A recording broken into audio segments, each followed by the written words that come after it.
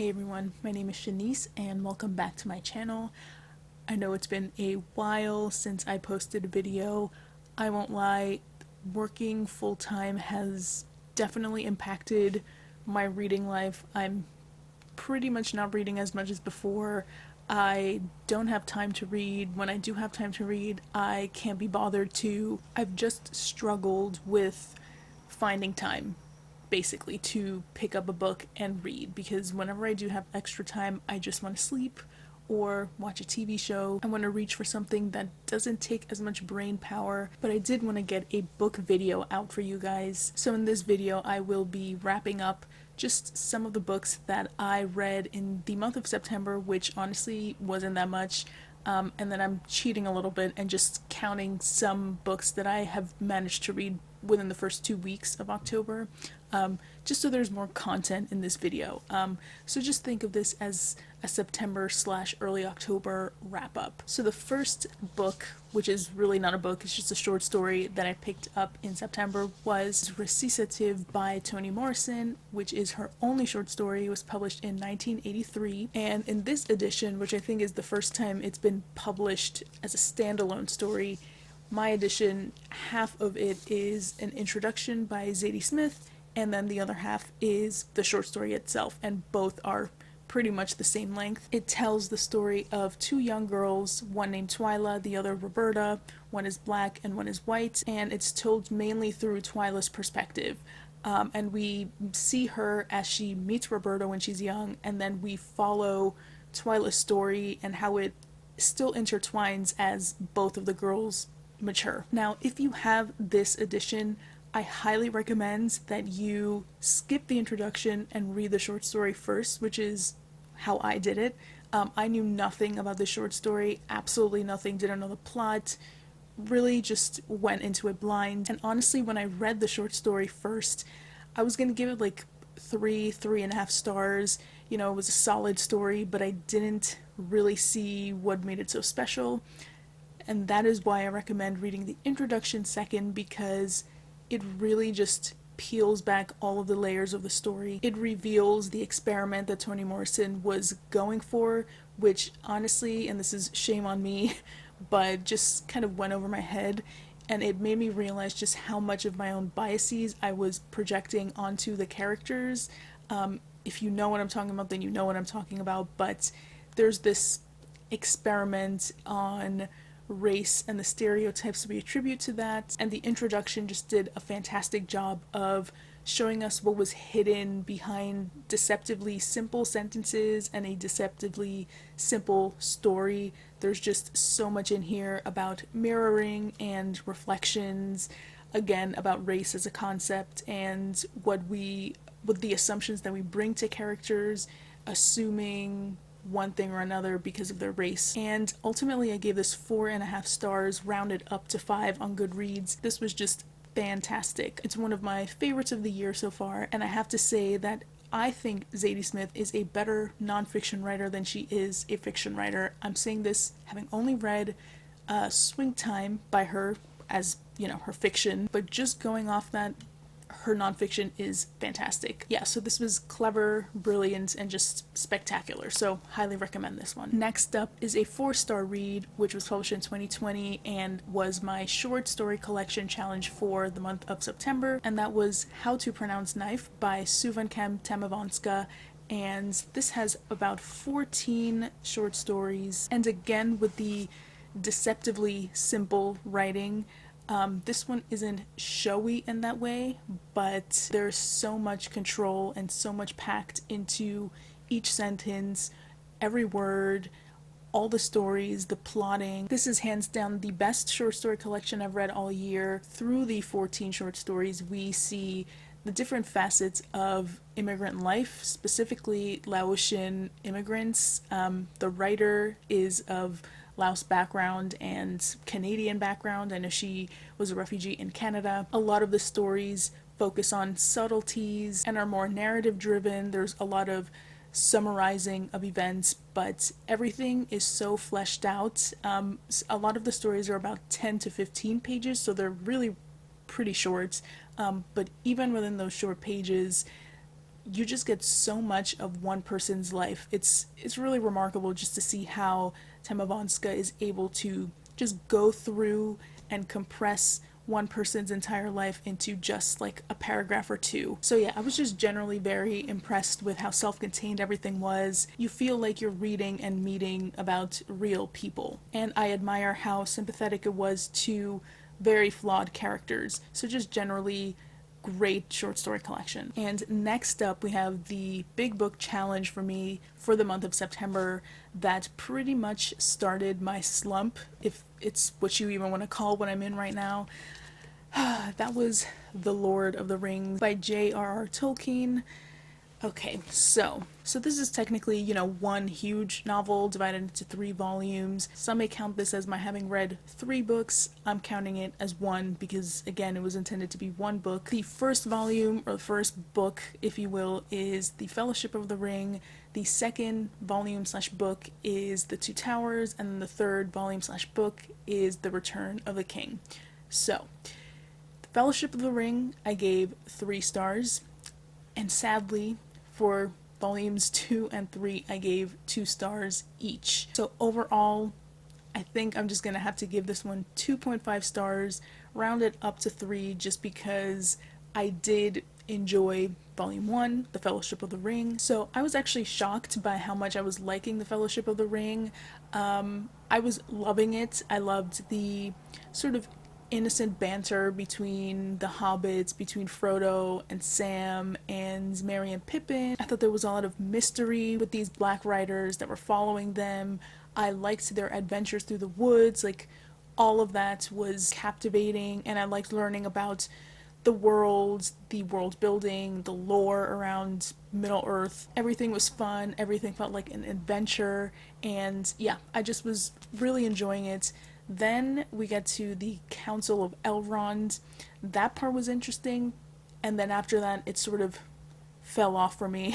Not just Fellowship of the Ring, but pretty much the rest of the Lord of the Rings book. I thought Fellowship was the perfect way to start the entire premise of the Lord of the Rings. I love the value that it places on friendship and loyalty and bravery and the everyday hero and how everybody can be a hero. It doesn't matter your background. I loved the character of Aragorn as well. He sort of fits into that. And Sam, of course, and Frodo. What made me not like the rest of the book is pretty much the writing just got really dry, really dense, and in terms of the plot, the Fellowship itself, not to spoil anything, but it disperses, so we don't really follow the same group of people for the entirety of the time. And I felt like that structure really slowed the pace down even more. There was just a lot of war, lots of battles.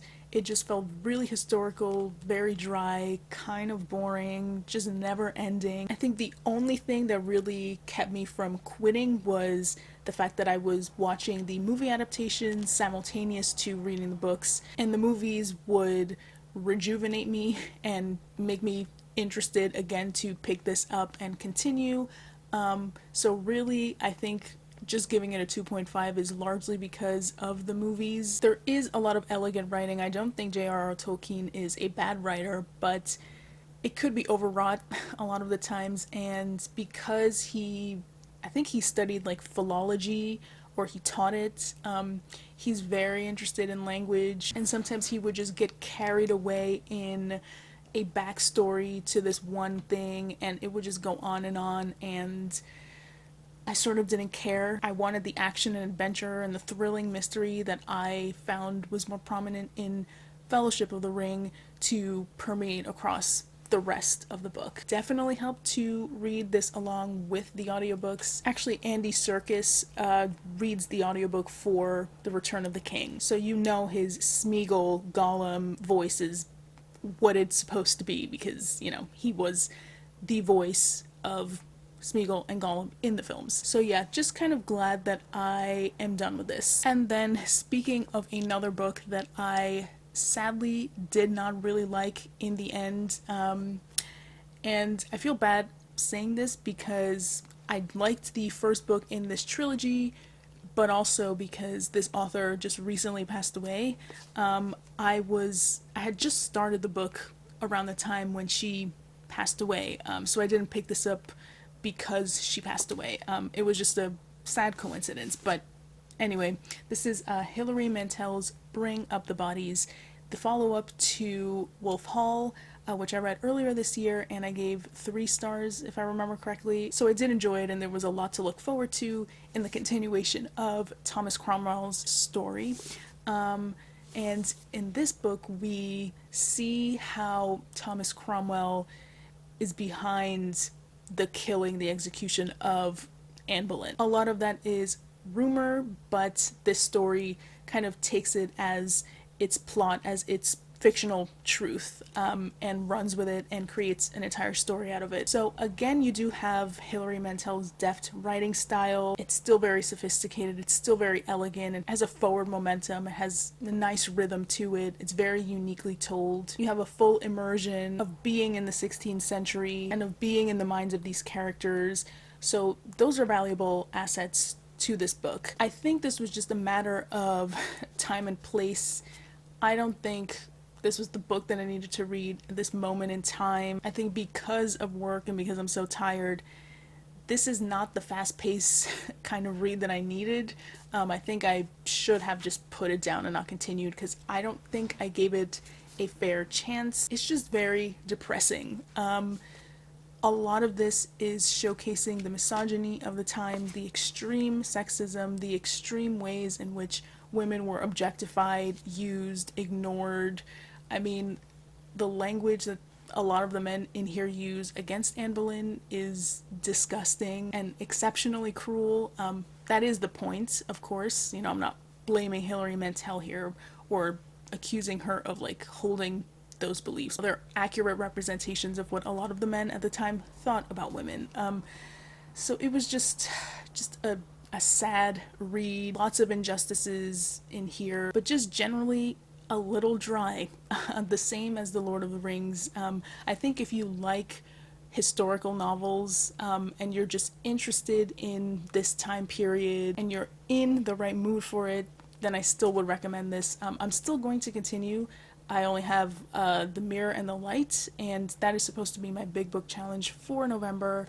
Let's see how that all works out. I can't make any promises anymore. I genuinely don't know how other YouTubers, booktubers do the whole full-time job and reading as a hobby with booktube thing. I don't know how they find the balance. I'm still working on it, but fingers crossed that I do get to that in November.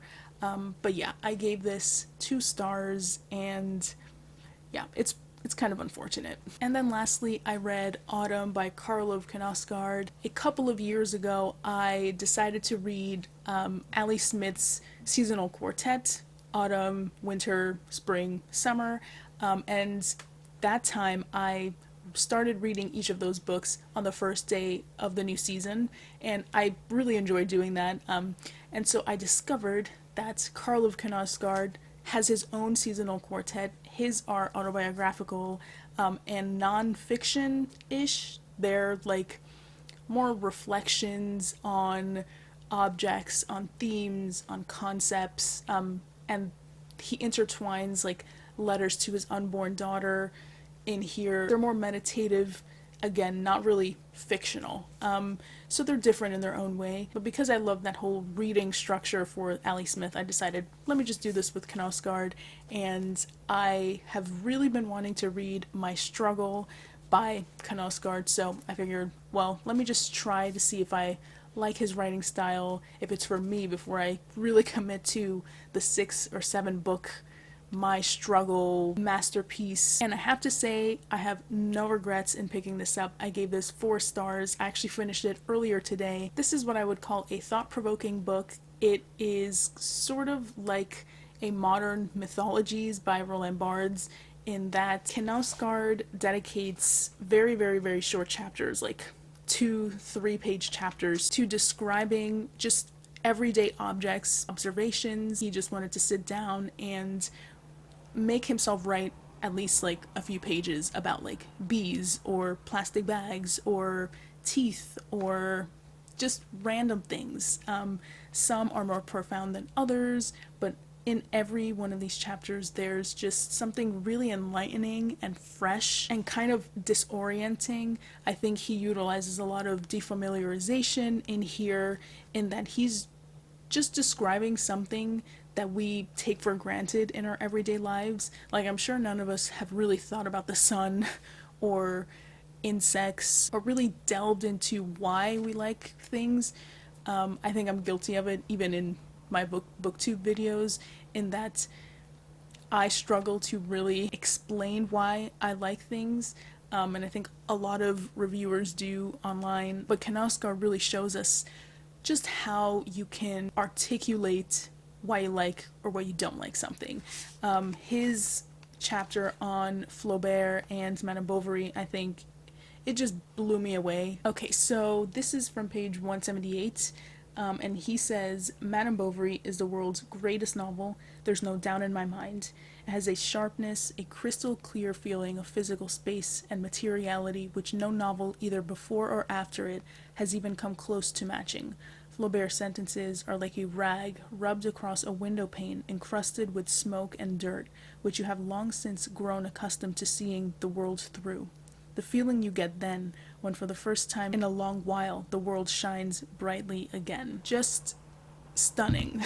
That's just beautiful writing. And yeah, the whole book just makes you rethink your everyday life, your routine, makes you look at it anew. It just like reinvigorated me. I think this was exactly what I needed right now. It makes me want to write more, it makes me want to think more, it makes me want to read more. I am absolutely going to continue in this seasonal quartet, and picking this up just makes me more excited now to eventually get to My Struggle. Alrighty, and that is it. Again, clearly I didn't read that much in the past month and a half. Crossing my fingers that it'll change soon. I'm still getting used to the new job, the new schedule, work-life balance, all of that. If you have any tips, please comment down below. Let me know, like, what works for you. How have you managed to balance your love of reading with, like, the stresses of everyday life? Because it is a struggle. But I'm trying, and I'm still finding a little bit of time to read when I can.